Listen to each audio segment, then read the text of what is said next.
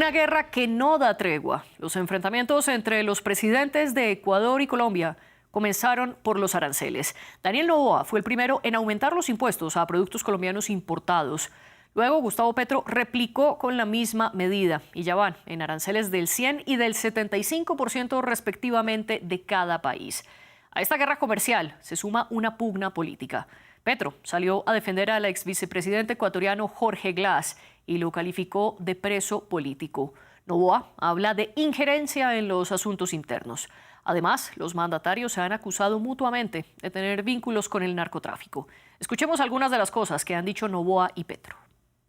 En el caso de Colombia no tengo gran esperanza de que Petro cambie, ni pues que haga lo que debería de hacer, que es proteger su frontera sur. Y es una pena, porque comercialmente el Ecuador está mejor con la tasa de seguridad. Todo lo que se produzca en Colombia, pero importábamos de Ecuador, se produce en Colombia.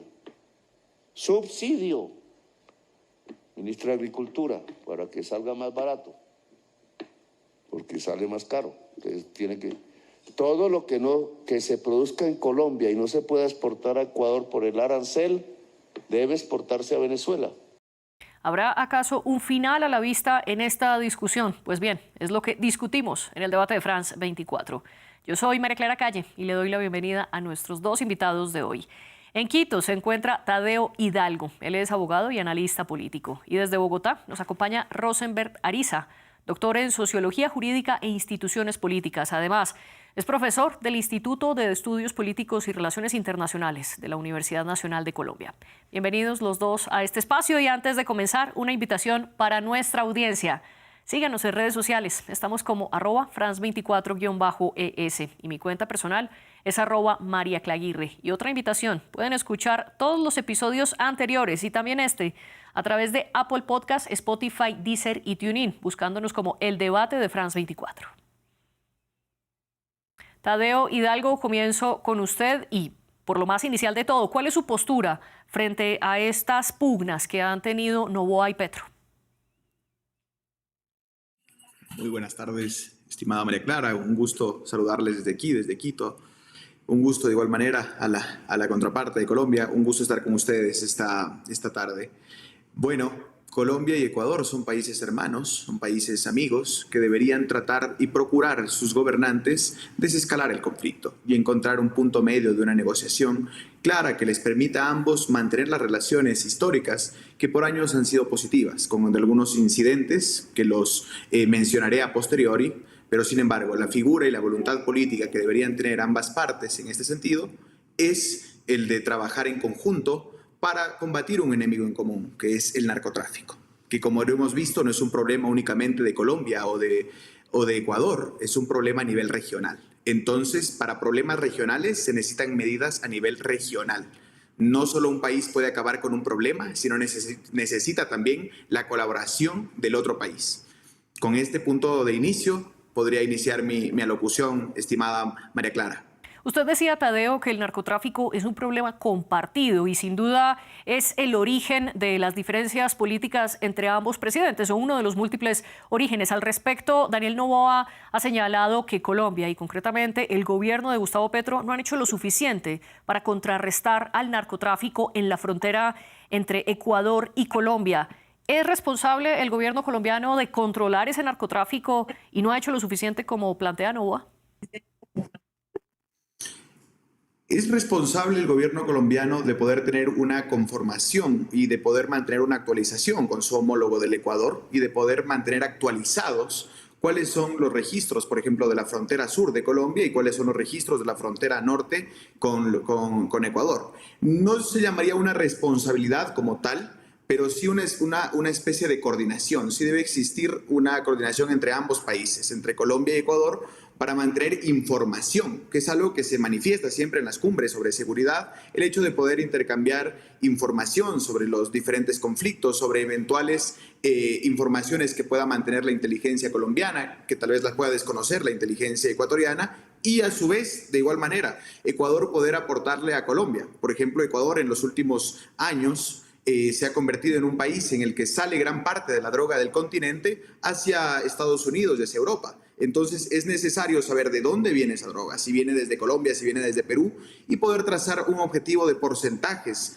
Entonces lo que sí corresponde en este caso y lo que sería lo adecuado es un correcto intercambio de información para de esa manera, así como los narcotraficantes tienen los cárteles en los cuales tienen aliados en Colombia, en Ecuador, en México, en Perú, los países tengan de igual manera los mismos mecanismos de conversación, de trabajo en conjunto para poder ir conociendo cuáles son los pasos en este sentido. Y si hay algo que habla Daniel Noboa es que no existe esa colaboración, que no existe esa coordinación. Y es ahí a donde debería empezar a ser el punto de inicio. Este intercambio de información entre las Fuerzas Armadas, entre la policía ecuatoriana y colombiana, y puedan empezar de esa manera esta coordinación, como le he llamado. Creo que el enemigo en común es clave y lo que se tiene es que acercar posturas en cuanto a cómo combatirlo. Rosenberg Ariza, nuestro segundo invitado, está teniendo problemas de conexión. Mientras él logra volver con nosotros, Tadeo, quiero hacerle otra pregunta. Usted menciona una palabra clave, la cooperación, y señala que el mandatario ecuatoriano acusa a la parte colombiana de no hacer lo suficiente para trabajar conjuntamente en contra del narcotráfico. Pero ¿acaso, Tadeo, no es el propio presidente Noboa el que está atacando ese principio de cooperación al momento de comenzar la guerra arancelaria contra los colombianos? Considero, estimada María Clara, que la situación arancelaria no es el hecho profundo, es la medida como tal política, es la medida como tal, si puede llamarse como impositiva, de sentarse a una mesa de diálogo. Yo la veo como una medida que no es el trasfondo en sí del problema, sino es el reflejo mismo de todo lo que existe, de toda esta coyuntura. Yo llamaría, por ejemplo, que el conflicto actual se encuentra sobre tres capas profundas. Una agenda de seguridad fronteriza, extremadamente delicada, que es el punto neurálgico sobre el cual verse esta cuestión. El tema de seguridad es como una manera de que Ecuador busca presionar a través de los aranceles para sentarnos a dialogar, para ver, hagamos una mesa técnica de seguridad y establezcamos compromisos. ¿Qué haces tú como Colombia? ¿Qué hago yo como Ecuador? ¿Y qué hacemos? El segundo punto es un déficit de confianza estatal. Es claro que dentro de Bogotá y Quito en este momento no existen los mejores lazos. Puede ser por la diferente coyuntura en cuanto a su ideología política. Un presidente de izquierda como es Gustavo Petro y un presidente de centro derecha con una postura más de mano dura hacia el narcotráfico, hacia la lucha contra la delincuencia, como es la del presidente Noboa. Tienen como esos alejamientos. Tenemos que hablar que esta desconfianza viene de muchos años atrás. También podemos hablar un poco del conflicto de 2008, en donde era en contra, en cambio. Ahí el presidente Uribe señalaba que Ecuador no hacía lo suficiente y que el expresidente Correa más bien era proclive o era un miembro que no hacía lo suficiente para preservar y en ese entonces atacar a las FARC. Y el tercero, una lógica doméstica de cada presidente, como lo había mencionado, está hablando del vecino hacia su propia audiencia. Y en eso también hay que dejarlo claro. Es un tema de comunicación política. Para el presidente Noboa está estableciendo precisiones, señalando de que el presidente Petro no hace lo suficiente debido a su corriente política, debido a su corriente ideológica, y también señalando de que se ha reunido y en ocasiones ha actuado de mala manera, por ejemplo, desconociendo las elecciones del Ecuador, que fueron avaladas por la OEA y por todas las organizaciones internacionales como legítimas, y que el presidente Petro lo deslegitimó en su momento. Y cuando vino a la posesión del presidente Noboa, en lugar de desescalar esto, más bien hizo una llamada a una intromisión de la justicia por parte del presidente Petro, que fue hablar del señor Jorge Glass, quien no está preso por una decisión del presidente de la República del Ecuador, sino está preso por un juicio que en este caso fue por un peculado hacia el Ecuador. Tadeo, entonces, y ya vamos a ir, lo interrumpo porque ya vamos a ir desglosando. Y que esta medida es reactiva. Tadeo, lo interrumpo, discúlpeme, porque vamos a ir desglosando paso a paso cada uno de estos temas. Ahora sí le doy la bienvenida a Rosenberg Ariza, quien ya logra acompañarnos de manera telefónica. Rosenberg, hablábamos con Tadeo un poco de las capas de pugnas entre Noboa y Petro, y el señor Hidalgo hablaba de una agenda de seguridad fronteriza, un déficit de confianza estatal y también una lógica doméstica tanto en Ecuador como en Colombia. A raíz de todo esto quiero preguntarle, ¿cuál es su postura? ¿Cuál es el principal responsable de que países que son hermanos estén en este momento en una pugna política entre sus ejecutivos? Bueno, muy buenas tardes a ti, a la audiencia y, bueno, por supuesto a nuestro colega ya en Quito. Yo creo que Colombia ha tenido una relación, yo llamaría bastante fluctuante en materia de este tema fronterizo. Creo que históricamente la cooperación nuestra económica ha tenido profundas tensiones. Por supuesto, no habíamos llegado a este nivel. Y un poco creo que si llega a este nivel, y en eso estoy de acuerdo con el análisis que se hace por parte de mi colega en Quito, tiene que ver, en primer lugar, por un tema de interno doméstico que tiene Noboa, de consolidar, digamos, un proyecto de autoridad. Ahí no pongo el guión autoritarismo, coloco un subrayado de consolidar un proyecto de autoridad, digamos, intentando mostrar al país un proyecto de mano fuerte. Creo que él mismo, en alguno de estos últimos eventos internacionales donde ha participado, tal vez en el Escudo de América o en cualquiera de esas convocatorias que ha participado, él dice que admira mucho a Álvaro Uribe Vélez y ese gobierno 2002-2010, que fue un gobierno, digamos, también muy de ese corte de autoridad, de autoritarismo, y, digamos, tiene una necesidad de legitimarse internamente. Entonces, escalamos de un conflicto comercial arancelario por el arancel de seguridad. Los argumentos de ambos países, uno podría decir en principio que son válidos en la lectura de cada país.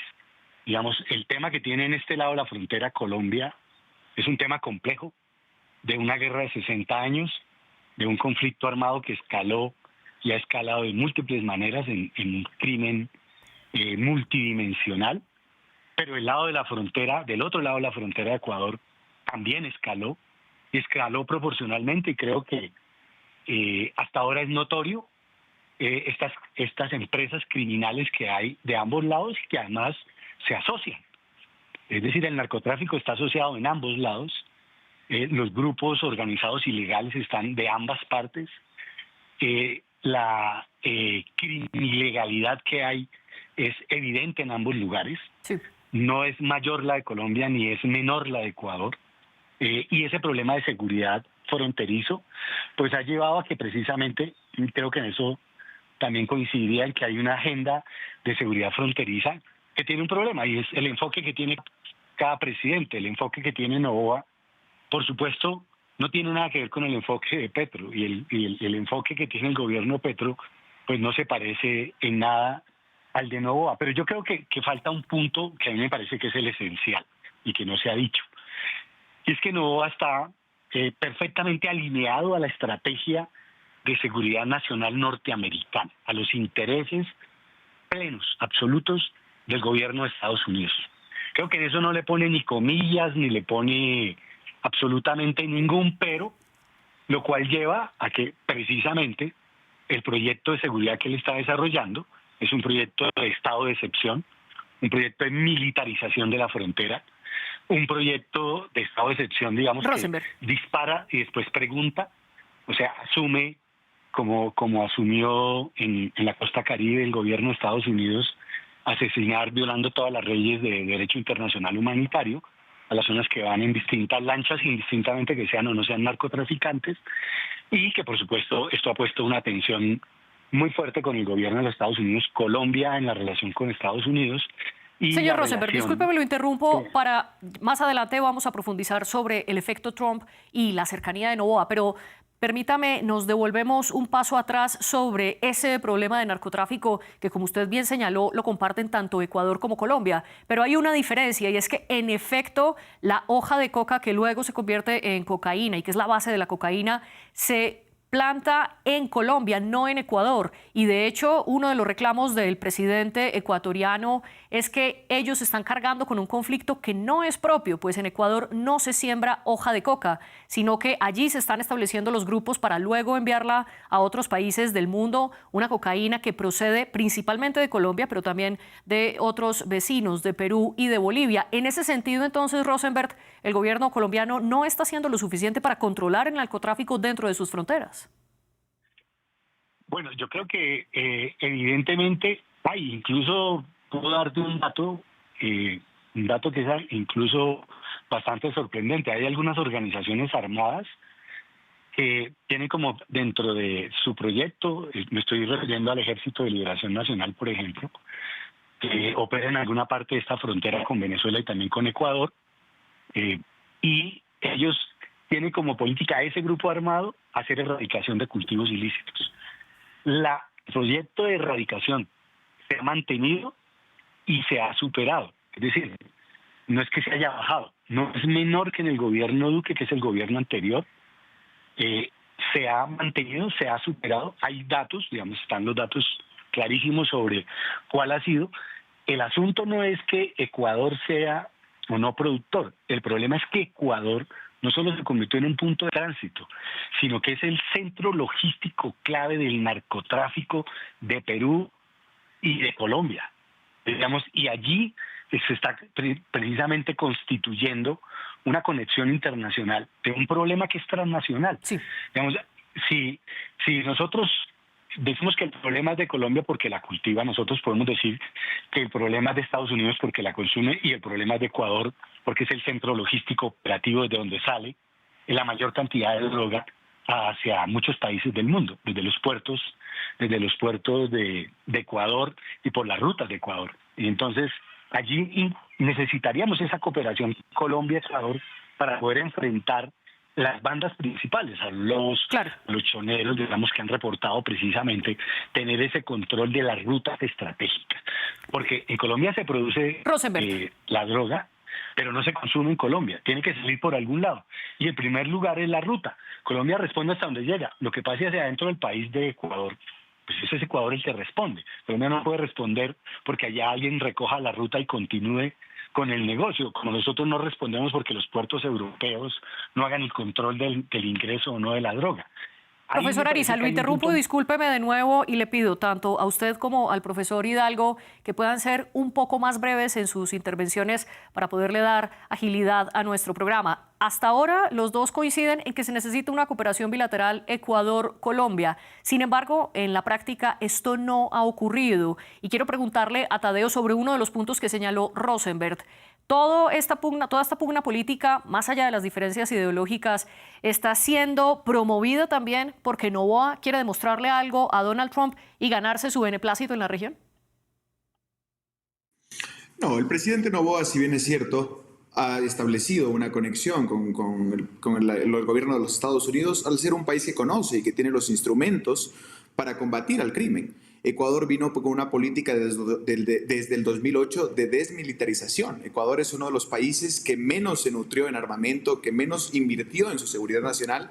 Y yo me atrevería a decir que Ecuador, desde que asumió el presidente Noboa, por primera vez dentro de casi 20 años tiene una estrategia de seguridad. Ecuador, desde que concluyó el conflicto con el vecino del sur, con el Perú, en el año que se terminó cerrando la paz, en el 2000 y en el 95, que se ganó, entre comillas, la guerra del CENEPA, vino en esta política de continua desmilitarización. No se tenían instrumentos militares, ni radares habían en Ecuador. Entonces, para detectar, por ejemplo, las intervenciones de los grupos de narcotráfico. Entonces, lo que se ha buscado es esa cooperación, esa complementación en temas de seguridad, que Estados Unidos pueda al Ecuador proveerle de armamento, de capacitación, de estas nociones básicas para poder llevar una lucha contra un enemigo que posee grandes cantidades de dinero muy importantes que a veces sobrepasan la propia economía del Estado. Entonces, el problema no es solo la intención, me atrevería a decir, la intención política, sino que es una falta de cooperación efectiva como tal. que está dejando a cada país actuar de manera aislada. Lo correcto no sería que el presidente Noboa o en su momento el presidente Uribe tenga que recurrir a los Estados Unidos. Está bien eso, pero debería recurrir también a los vecinos para poder complementarse en temas de seguridad, para poder asesorarse y trabajar en este sentido. Sí. Entonces, considero que la postura del presidente Noboa no es la de agradar a los Estados Unidos, tal vez alinearse una política de seguridad de mano dura, que coincidimos con el profesor Rosenberg. Estamos ante un Ecuador que tiene, y es una medida de autoridad, ahí discrepo en el término autoritario, pero es una política bastante, en ese sentido, alineada en defender los intereses del Ecuador como tal y de defender su seguridad interna. Si somos el país que tiene la infraestructura y que en este momento está exportando la droga, tenemos que tener los mecanismos para combatirlo. Y eso nos está ayudando en este momento los Estados Unidos y la política también de mano fuerte que ha demostrado tener el presidente Trump. ¿Y esa mano fuerte del lado de Ecuador, Rosenberg, puede significar un riesgo de seguridad para Colombia? Y se lo pregunto por esa bomba que encontraron sin detonar en territorio colombiano. Por supuesto, digamos, creo que las relaciones militares de Colombia con Estados Unidos y la cooperación de inteligencia no están en las proporciones que está con Ecuador, por las distintas razones ya explicadas. A mí lo que me parece es que eso tiene luces y sombras, pero Ecuador es absolutamente soberano y autodeterminado para entregar su soberanía plenamente a otro gobierno, a pesar de que en una consulta interna el país soberanamente, el pueblo le haya dicho que no a las bases militares. Y llame como lo llame, digamos, una sombra profunda es el hecho de esa presencia militar, porque eso le resta soberanía, le resta, digamos, de alguna manera legitimidad al país. Creo que el vínculo económico pues le da muchas luces en muchos aspectos, pero el tema de la seguridad es un problema que deben resolver de manera autónoma y autodeterminada los dos países. La intromisión de un gobierno extranjero que va a dirigir las operaciones, que va a garantizar, digamos, toda esta operación, incluso llevando barcos con ojivas nucleares allá muy cerca a la frontera con Colombia, pues genera una preocupación en los distintos países, porque el nivel de militarización, las bases militares, pues la Constitución de Ecuador es la que prohíbe las bases militares. Colombia no quiere más bases militares, y elevar esto a una militarización significa que una guerra en narcotráfico muy fácilmente puede ascender a una confrontación de dos países. Yo no sé si Noboa en algún momento le dará o no la orden a las Fuerzas Armadas ecuatorianas que haga una persecución caliente en el teatro de guerra, pero digamos, esa sensibilidad de pasar a una confrontación precisamente por el tema de la soberanía es un riesgo muy grande y que me parece que los dos países tienen que evaluar de manera muy ponderada, precisamente para garantizar la seguridad de ambos países. Y voy a retomar dos elementos que usted pone sobre la mesa, profesor Ariza: la soberanía y la intrusión en asuntos nacionales. Precisamente eso es lo que alega Daniel Noboa, una intervención a los asuntos ecuatorianos y una violación a su soberanía por parte del presidente Gustavo Petro, cuando él tilda de preso político al ex vicepresidente Jorge Glass, le ofrece la ciudadanía colombiana sabiendo que está en un proceso judicial por casos de corrupción dentro de Ecuador, en un caso que Colombia no tiene nada que ver. ¿Es esto una violación a la soberanía, señor Ariza? Yo creo que eso no es una violación a la soberanía, eso puede ser una forma de intromisión, pero creo que el presidente, además de ser presidente, es una persona que también puede opinar, tiene la posibilidad de opinar sobre ese tema, sobre Estados Unidos, opinar sobre la guerra de Ucrania, opinar sobre Israel, opinar sobre, digamos, los hechos que están pasando a nivel mundial. Y eso no significa, digamos, una violación a la soberanía. Una violación a la soberanía, digamos, muy clara que hubo fue la que hizo el presidente Uribe allá en Sucumbíos, al hacer una operación militar y dar de baja a unos guerrilleros y a unos estudiantes de la Universidad de México. Eso es una intromisión. Esa operación militar, en el momento en que estaba, creo que estaba el presidente Correa, fue una operación que no se le consultó al presidente Correa y fue una violación a la soberanía. Y lo que nosotros tememos y lo que todos podemos temer en términos de la seguridad de la región es que la presencia del ejército de Estados Unidos, de la inteligencia militar, de la CIA en esa frontera, lleve a que estratégicamente se dé esta confrontación. Después de lo que pasó en Venezuela, pues todos estamos, digamos, con una sensibilidad muy grande alrededor de lo que puede pasar en la región. Y lo que pasó en Venezuela pues es un muy buen ejemplo para que le pueda pasar a cualquier presidente, a cualquier gobierno de América Latina que no se alinee con los intereses internacionales, porque para Estados Unidos no existe soberanía. Para Estados Unidos, digamos, lo que hizo en Venezuela, pues salvo las discusiones que haya que hacer, fue una violación, una intromisión, fue un secuestro de un presidente y evidentemente eso es una violación de soberanía, por lo menos desde mi punto de vista. Dice entonces que en el caso de Petro frente al ex vicepresidente Jorge Glass está simplemente el mandatario colombiano dando su opinión y no es una violación a la soberanía. Tadeo, ¿cuál es su postura?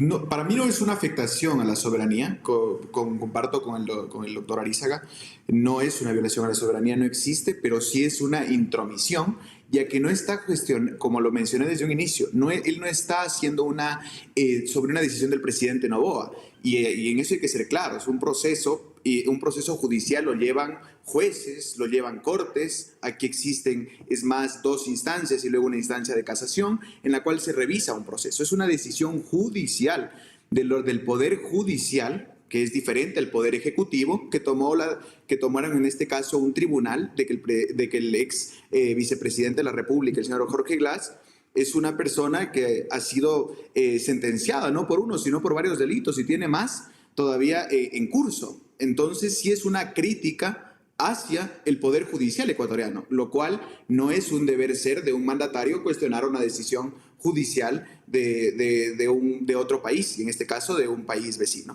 Sí es una manera de afectar o de querer deslegitimar en sí la seguridad jurídica del Ecuador y también la figura de autoridad del presidente como máximo representante del Estado ecuatoriano.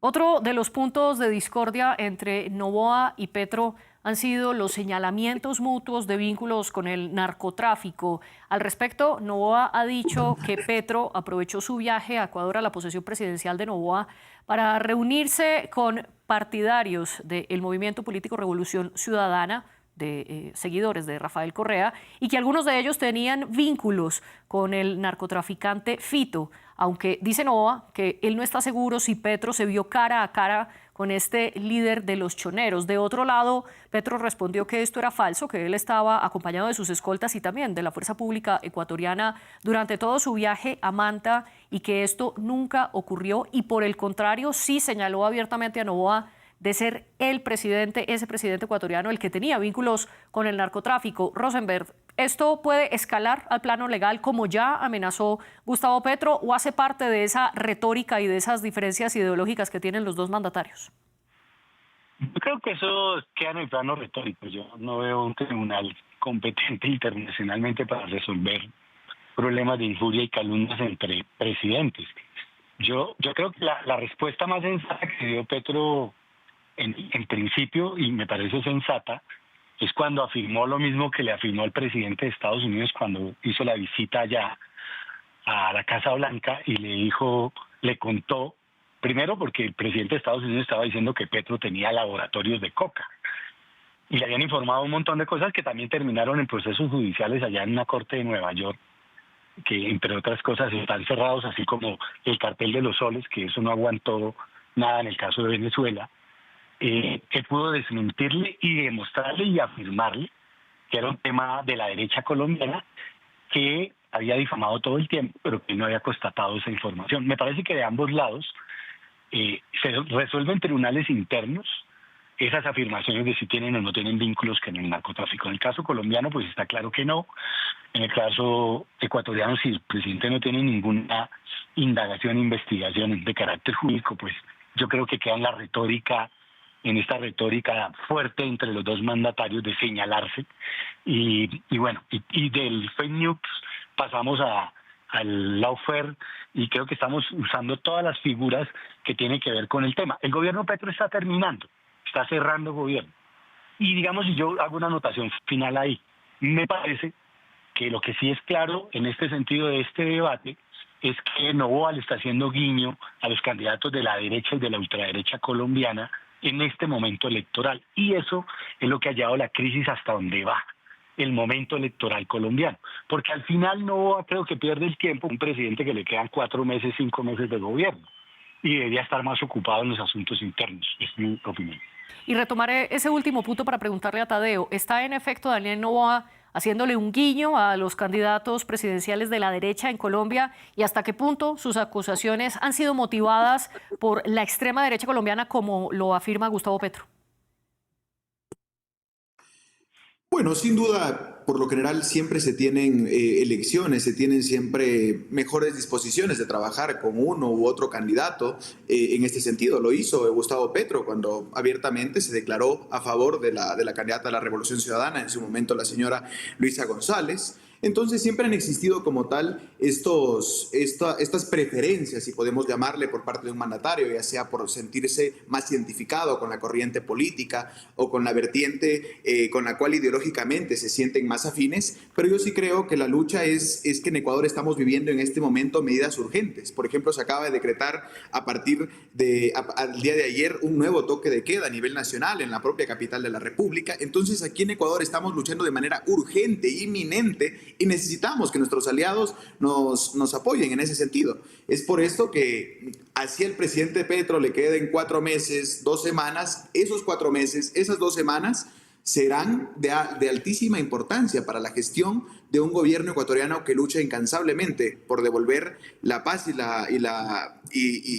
tranquilidad a los ecuatorianos. Y al respecto, no les voy a pedir que profundicemos en la guerra comercial. A nuestra audiencia les recuerdo que hicimos ya un episodio del debate dedicado única y exclusivamente a la guerra arancelaria entre Ecuador y Colombia. Lo pueden encontrar en nuestra web, en YouTube y también en podcast como Pulso Comercial entre Ecuador y Colombia, los costos de una guerra de aranceles. Para irnos acercando al final de este programa, Rosenberg, le pido entonces, ustedes hablan de que estas diferencias vienen de tiempos atrás, han mencionado el caso de cuando estaban en el poder Correa y Uribe y que estas desavenencias han ocurrido a lo largo de la relación bilateral. ¿Puede haber entonces un final a estas tensiones entre Noboa y Petro? ¿O quizás el final es una vez Petro ya no está en la presidencia de Colombia? Bueno, en mi caso yo creo que ya esto no tiene cierre. Esto le va a corresponder, como Noboa lo ha manifestado, ya le corresponde al siguiente gobierno.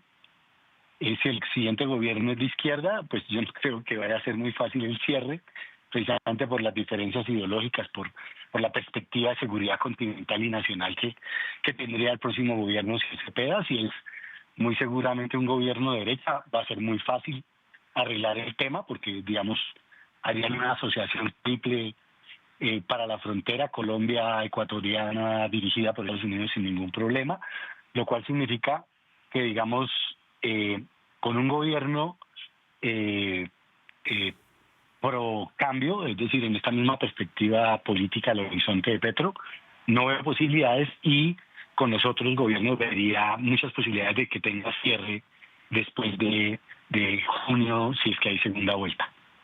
Y en cualquier caso, haya segunda vuelta o no, el presidente Gustavo Petro estará a cargo de Colombia hasta el 7 de agosto de 2026, cuando asumirá el cargo el nuevo mandatario. Tadeo, teniendo en cuenta entonces que lo más probable, como dice Rosenberg, es que esta tensión continúe hasta la salida de Petro de la presidencia, quiero cambiarle a usted la pregunta para concluir, y es: ¿cuáles pueden ser las afectaciones tanto del lado ecuatoriano como del lado colombiano si estas tensiones políticas y comerciales continúan en caso tal de llegar un gobierno de izquierda o de repetir un gobierno de izquierda en Colombia?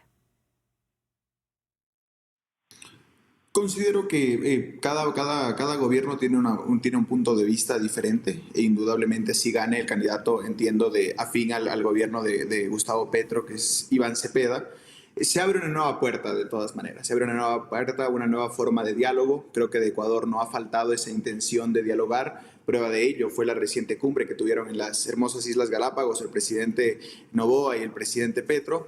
Y es momento de que, como lo mencioné en un inicio, empiecen a haber puntos en comunes. Creo que ambos países necesitan restablecer sus temas de comercio, necesitan ambos restablecer sus temas de seguridad. Entonces, considero que lo oportuno sería que en este caso existan aproximaciones diplomáticas. Lo correcto sería que se empiece a desescalar este conflicto, que se empiece a hablar y que se empiecen a establecer mesas para el tema de seguridad, mesas para el tema de comercio, que es muy importante, y tener inclusive una tercera mesa que podría ser muy útil para el tema de emergencias. Por ejemplo, si existe alguna actividad inusual en la frontera por la cual necesitan activarse los ministros de Defensa y de Interior de forma inmediata, hacerlo. Considero que lo que deben trabajar es en eso, en esas mesas conjuntas, ver que sí hay puntos en común, y es, por ejemplo, restablecer el comercio, que ningún país, que ningún artesano, que ningún productor pueda verse afectado por esta ruptura de relaciones de cierta manera que está existiendo. Entonces, lo adecuado en este momento y lo que sería es que se sienten en este caso los pares de Colombia y los ecuatorianos para poder alcanzar este punto en común. Al presidente Noboa aún le quedan 2 años y medio aproximadamente en cuestión, y el nuevo presidente de Colombia tendrá que trabajar con él 2 años y medio para estos temas que quedan pendientes. Y considero que esto puede ser de mucha utilidad dentro de la campaña ya de elecciones en Colombia, de ver quién restablece o quién de los candidatos puede establecer un mejor diálogo con Ecuador, para poder restablecer las relaciones que ya había mencionado en cuanto a comercio, en cuanto a seguridad. Entonces, Esto puede ser un punto de partida muy importante para que un presidente que ofrezca retomar relaciones con Ecuador, con un vecino, que es en este caso, pueda obtener y pueda, en este caso, hacerse acreedor a la mayoría. Tadeo Hidalgo y Rosenberg Ariza, gracias por participar en el debate de France 24, y gracias también a la jefe de edición de este programa, Laura Garción, y a la productora de invitados, Melissa San Miguel. Y por supuesto, como siempre, gracias a ustedes por elegirnos una vez más.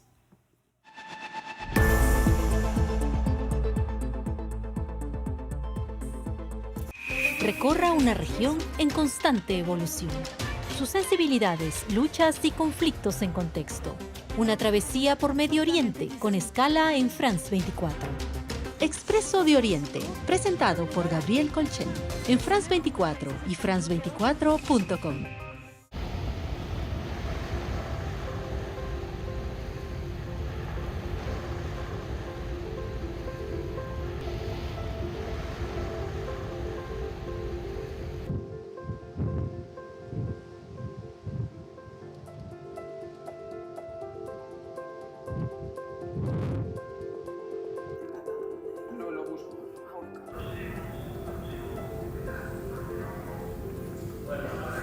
El temporal llega hasta allí y lo inunda todo. Y esto es lo que sucede en una playa artificial donde las dunas se han eliminado. Que toda esa zona acaba siendo una zona de playa alta inundada de forma recurrente. Si toda esta zona tuviera dunas también, eso no sucedería. Pero hay muchísimas playas urbanas en Cataluña y en España que son anchas. Un espacio de protección natural.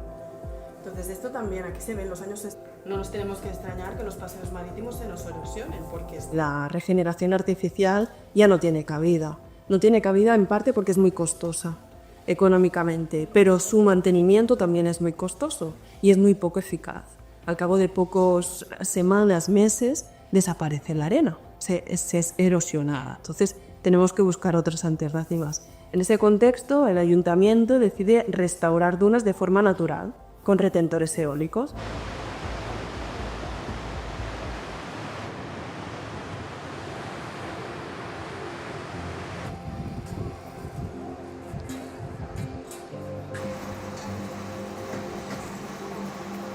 Lo que ha hecho el ser humano, ¿no? Como los puertos, o sea, las barreras que hemos puesto nosotros, ahora muchas no se pueden sacar ya, entonces nos hemos de adaptar a lo que hay ahora y luchar evidentemente contra estos temporales tan fuertes, pero nosotros defendemos que ha de ser siempre de manera natural.